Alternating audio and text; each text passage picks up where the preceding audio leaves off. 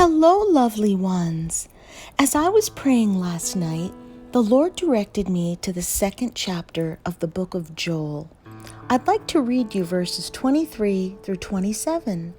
It says, "Be glad then, you children of Zion, and rejoice in the Lord your God, for he has given you the former rain faithfully, and he will cause the rain to come down for you, the former rain and the latter rain, in the first month. The threshing floors shall be full of wheat, and the vats shall overflow with new wine and oil. So I will restore to you the years that the swarming locust has eaten, the crawling locust, the consuming locust, and the chewing locust. You shall eat in plenty and be satisfied, and praise the name of the Lord your God, who has dealt wondrously with you. And my people shall never be put to shame. Then you shall know that I am in the midst of Israel. I am the Lord your God, and there is no other. My people shall never be put to shame."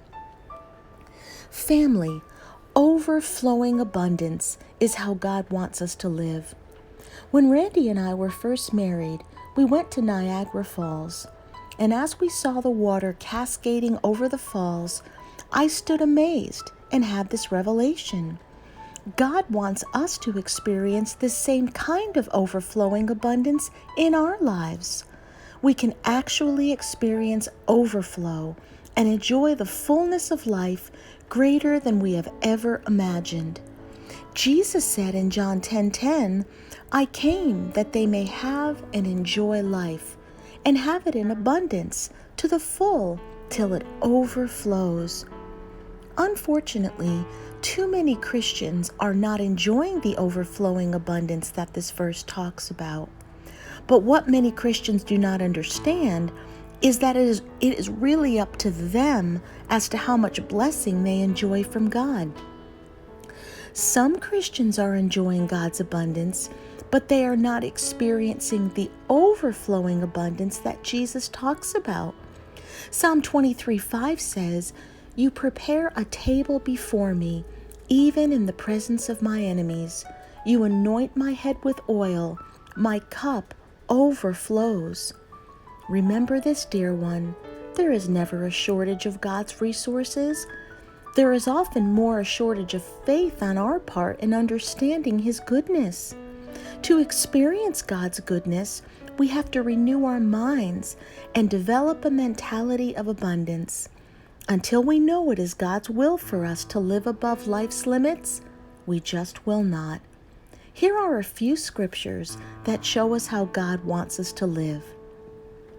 Psalm 23:1, "The Lord is my shepherd, I lack nothing." Psalm 37:4, "Delight yourself in the Lord, and He will give you the desires of your heart."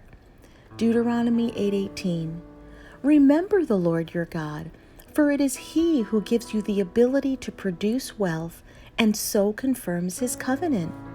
Proverbs 10:22, "The blessing of the Lord brings wealth, and He adds no trouble to it." Psalm 37:25, "I was young, and now I am old, yet I have never seen the righteous forsaken, or their children begging bread." The more we study along these lines, the more we will know that God's supply can never be exhausted. The more our faith is built up in this area, the more we will start talking abundance and overflow.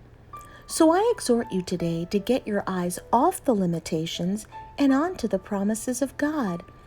Then we will experience the overflowing abundance that God wants all of His children to enjoy. Our God is overflowing in abundance. Well, God bless you guys. If you were encouraged today and would like to donate to our ministry, simply go on to gordonministries.org and click donate. I love you in the Lord and am praying for you today.